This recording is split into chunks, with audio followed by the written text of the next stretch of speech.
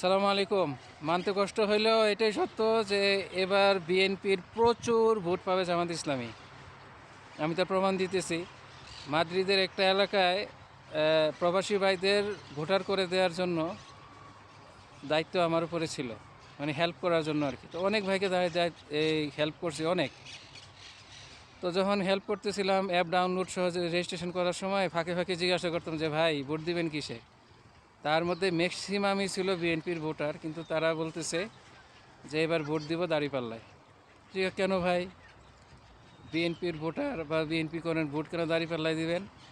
যে ভাই বিএনপির উপরে আমরা প্রচণ্ডভাবে বিরক্ত, এই জন্য ভোট দিব দাঁড়িপাল্লায়। এবং আমার দেখা প্রায় 30-35 জনের মধ্যে 25 জনের উপরেই ভোট দেবে দাঁড়িপাল্লায়, যারা কিনা ছিল বিএনপির ভোটার। একবার আমার মতো, আমিও জীবনে প্রথম ভোট কী বলে ধানের শীষে দিছি, এই অবস্থায় আর কি। তো ওই যে একটা গান শুরু হয়েছে না, যে খেলা যে চলছে কোন লেভেলে, এটা চোখে দেখছি।